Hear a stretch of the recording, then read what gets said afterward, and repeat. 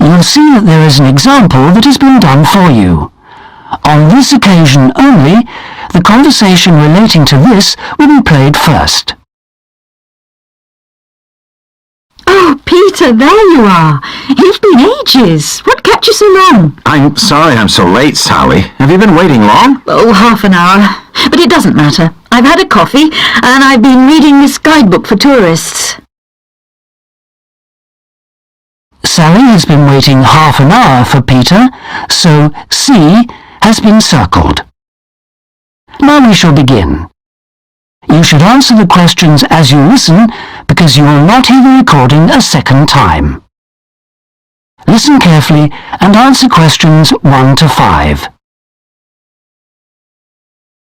Oh, Peter, there you are. You've been ages. What kept you so long? I'm sorry I'm so late, Sally. Have you been waiting long? Oh, half an hour. But it doesn't matter. I've had a coffee, and I've been reading this guidebook for tourists. Sit down. You look very hot and tired. What would you like to drink? I'd love a really chilled mineral water or something. Will you have another coffee? Yes, I will. The waitress will be back in a moment. Why are you so late? Did something happen? Yes. You know, I went to the bank to cash some traveler's checks. Well, the exchange rate was looking healthy, but when I went to the teller, they told me the computer system was temporarily down, so they couldn't do any transactions. They said the problem would be fixed in a few minutes, so I waited. And then I started talking to another guy in the bank, and I forgot the time. Really? Someone you met in the bank? Does he work there? No, he was a tourist from New York. His name's Henry, and he's been here for a week, but he's moving on to Germany tomorrow. He's an architect, and he's spending 4 weeks traveling around Europe. Just like us? Yeah, just like us. He told me the names of some places where we should eat. Great food, and not too expensive, he said. Oh, and he also gave me this map of the bus system. He said he didn't need it anymore. Oh, that's useful. Pity he's moving on tomorrow. Ah, here's the waitress. Let's order. Do you want anything to eat, or shall we just have a drink? Well, I'm hungry, and we've got a lot of sightseeing to do, so let's just have a snack and a drink. Sounds good to me. Before you hear the rest of the conversation, you have some time to look at questions 6 to 10.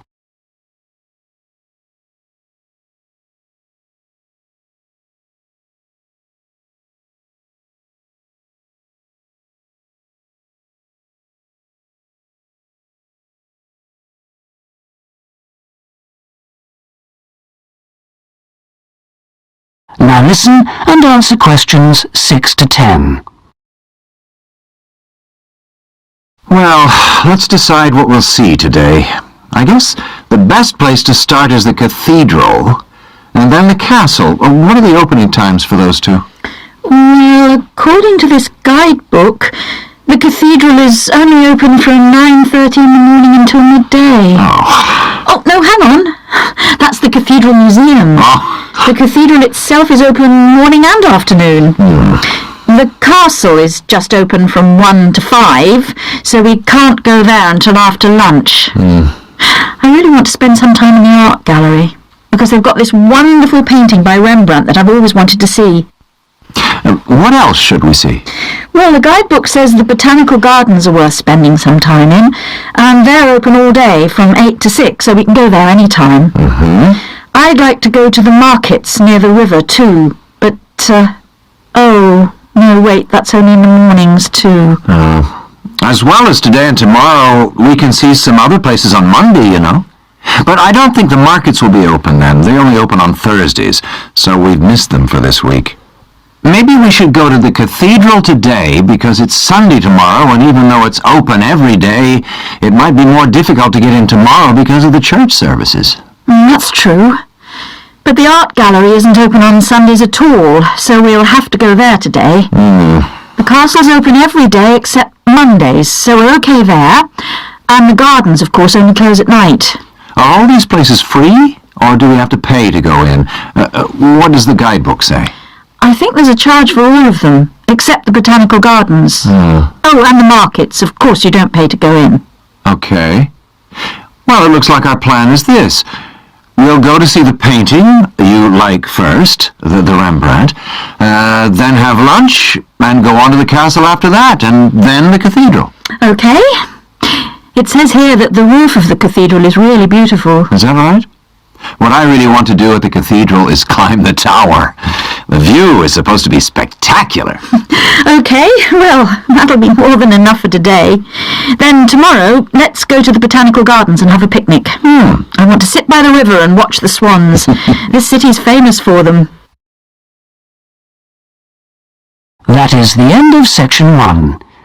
You now have half a minute to check your answers. Now turn to section 2.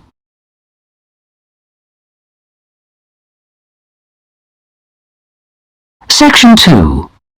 You'll hear part of a talk given by an international student counsellor speaking to a group of overseas students during their orientation week. First, you have some time to look at questions 11 to 14.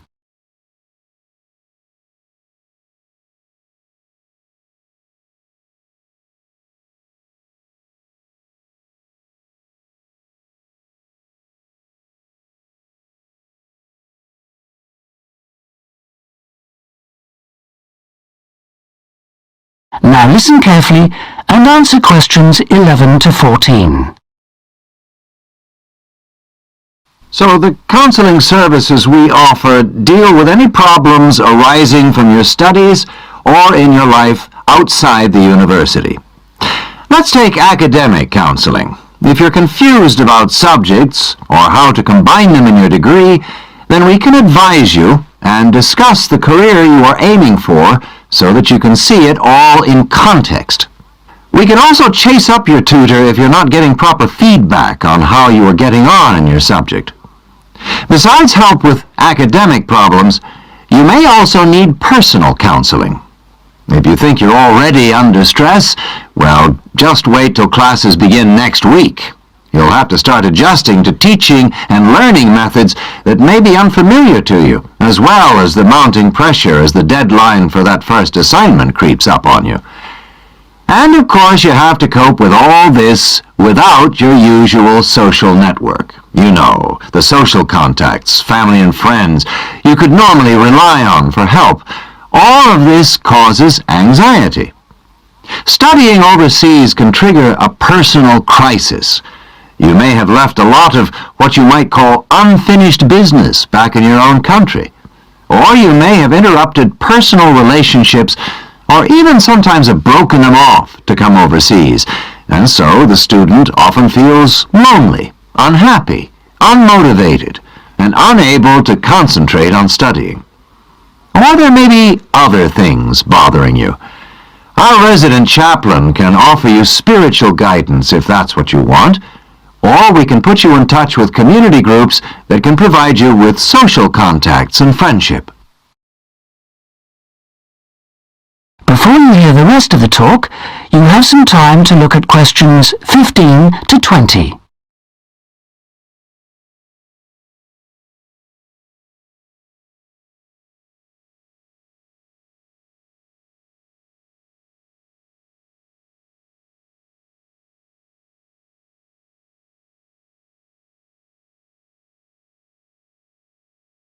Now listen and answer questions 15 to 20. What about exam stress? It affects nearly everyone to some extent, but especially overseas students like yourselves. There may be a huge amount of family pressure on you to succeed. And if you fail a subject, or drop out of a course because it's too difficult, then your self-esteem can suffer. But it's not the end of the world if you don't pass an exam. I had to resit first-year anthropology, so I can certainly offer you a sympathetic ear. Anyway, exam failure can lead to worrying changes in the way you normally behave. You may also be off your food, or you may have dietary problems because the local food is not to your liking and upsets you, and this can affect your health and studies. Glenda Roberts is our dietitian in the health service, and we can put you on to her. And we all have money problems, don't we? But remember, full-time students can get a low-interest loan of up to $600 to buy books and for similar study-related expenses. That's right. And you can get double that amount if you can't afford an item of equipment you need for your course, a musical instrument, for example. And it doesn't stop there. When you move into a flat, starting up expenses, including furniture for it, can be covered by a loan through the welfare service. See Jill Freeman for details. Can we help you? Well, last academic year, in spite of staff cuts, we counseled 240 international students for a total of 2,600 hours counseling. And finally, we won all but just one of the 12 appeals that we launched on behalf of students. Not too bad for an understaffed service, don't you think? That's all from me. Thank you. That is the end of section 2. You now have half a minute to check your answers.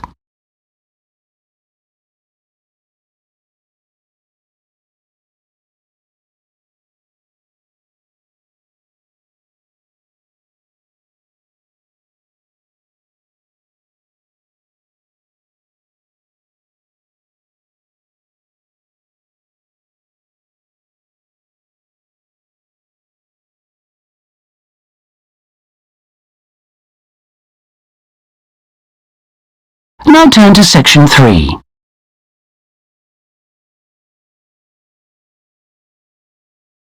Section 3. You'll hear 3 friends discussing an assignment they're going to work on together. First, you have some time 21 to 26. Oh, there you are, good. Sorry I'm a bit late. There was a long queue. So, have you worked out how to deal with this assignment then? Not yet.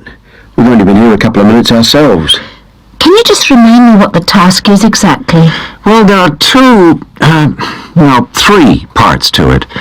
First, we've got to write an essay about ways of collecting data. Then... What's the title of the essay exactly? I've got it here. Assess the 2 main methods of collecting data in social science research. And how much do we need to write? 1,500 words. That's for the essay. Then for the second part of the assignment, we have to choose one method of data collection and carry out a small-scale study, making appropriate use of the method chosen to gather data from at least 5 subjects. And then we have to write a report on the study? That's right. I have 3,000 to 4,000 words. Did you get as far as discussing which form of data collection we should go for? Questionnaire or interview, isn't it? Yeah, I think we should use a questionnaire. It'll be so much less time-consuming than organising interviews, I reckon. Once we've agreed on the wording of it, we only have to send it out and wait for the responses. Yes, I think it probably would be quicker. But what did that article you gave us last week say about the quality of data from questionnaires? I'm pretty sure it recommended questionnaires as a source of highly reliable data. As long as you design the questionnaire properly in the first place, the data will be fine. No, I'm sure it talked about drawbacks as well, didn't it? Something about the response rate and the problems you get if it's too low? Yeah, but we only need data from 5 subjects anyway. I suppose so. Another drawback I remember it mentioned was that questionnaire data tends not to reveal anything unexpected because it is limited to the questions fixed in advance by the researcher. Come on, Rosa, this is only a practice. It's not meant to be real research, is it? No, not sure about that.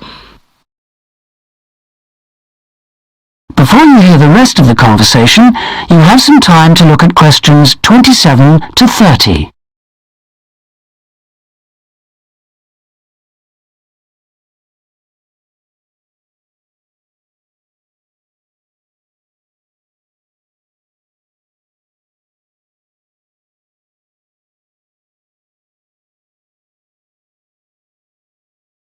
Now listen and answer questions 27 to 30. Maybe I'd better go through the article again, just to be sure. Can you remember what it was called?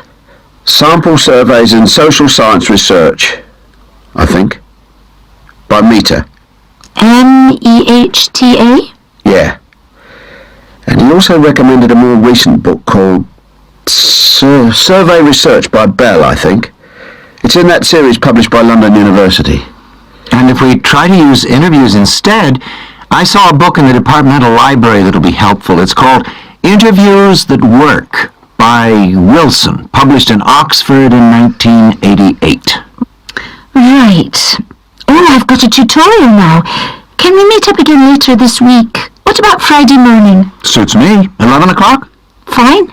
Before Friday, I think we should all look through the reading list. That is the end of section 3. You now have half a minute to check your answers.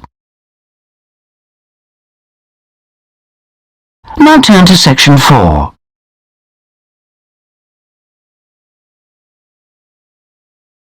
Section 4. You will hear the beginning of one lecture in a series of lectures about crime. First, you have some time to look at questions 31 to 40 and answer questions 31 to 40. So far in these lectures, we've been looking at crimes like robbery and murder, both from a historical viewpoint and also in contemporary society. And we've seen that the preoccupation in Western society with crime and with lawlessness is part of a long and continuous tradition, rather than something which is new and unique to modern society. But over the past 70 years or so, there has been a massive increase in one type of crime, which is what's known as corporate crime. Corporate crime is crime which, as the name suggests, is connected with companies, with business organizations. It includes illegal acts of either individuals or a group within the company. But what is important is that these acts are normally in accordance with the goals of the company. They're for the good of the company rather than the individual. It's been defined as, quote, crime which is committed for the corporate organization, the company, not against it, unquote. So crimes like theft by employees, things like embezzlement or fraud against one's actual employer are excluded according to this definition. The employees may be involved, but they're acting in the first place for the company. They may not even realize they're committing a crime, or they may realize, but they feel it's excusable because it's policy, or because otherwise they may lose their jobs. So here really we're talking about the links between power and crime. Now this is one area that much less is generally known about than conventional or traditional crime. It has been relatively ignored by the mass media. For example, it tends to be underreported in comparison with conventional crime in news broadcasts and in crime serials and films and so on. They very rarely deal with corporate crime. And it also tends to be ignored in academic circles. There's been far more research on conventional crime and far more data is available. There are several reasons for this lack of interest in corporate crime compared with other types of crime. It's often very complex, whereas with conventional crime, it's usually possible to follow what's going on without specialist knowledge. As well as this, whereas conventional crime usually has a lot of human interest, corporate crime often has much less. The third reason, and possibly the most significant one, is that very often the victims are unaware. They think their misfortune is an accident, or that it's the fault of no one in particular. They're unaware that they've been victims of a crime.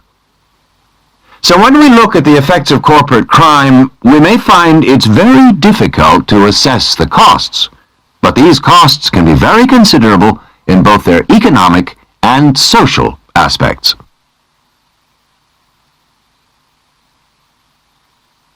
Let's look at the economic costs first. For example, if a company is producing fruit juice and it dilutes its product so that it's just a little below the concentration it should be, many millions of people may be paying a small amount extra for their carton of orange juice. Now, small amounts like this may seem insignificant for individual customers, too small to worry about. But for the company, this deception might result in massive illegal profit. However, all studies of corporate crime agree that the individuals are in fact deprived of far more money by such crime than they are by conventional crime like robbery and theft. In addition to this, we have to consider the social costs of corporate crime, and these are again very difficult to assess, but they are considerable. They're important because they can undermine the faith of the public in the business world, and also, more importantly, because the main group of people they affect are in fact not the richer sections of society, but the poorer. So here, companies are robbing the poor to benefit the rich. There are two more points to do with corporate crime that I'd like to illustrate with reference to a specific event which occurred several years ago. This was an explosion of a large oil tanker, which caused the loss of more than 50 lives of the crew. It was an explosion which never should have happened, and a subsequent inquiry laid the blame not on anyone who had actually been on the tanker at the time, but on the owners of the tanker. They had deliberately decided not to carry out necessary repair work on the tanker as it was due to be sold, and it was this lack of repair work which was directly responsible for the explosion. Now this illustrates 2 points to do with corporate crime. First of all, that it does not have to be intentional. The owners of the tanker certainly did not intend it to explode, but very serious consequences can result from people or organizations not considering the possible results of their actions seriously enough. The main crime here was indifference to the human results, rather than actual intention to harm anyone, but that didn't make the results any less tragic. And this leads me to my second point, that corporate crime can have very severe consequences. It's not just a matter of companies making bigger profits than they should do, but of events which may affect the lives of innocent people. And yet very often, companies, because they say they didn't intend to harm anyone, can avoid taking responsibility for the results of their actions, and that has been a very dangerous loophole in the law. Now, a further example of corporate crime was that victory... That is the end of section 4. You now have half a minute to check your answers.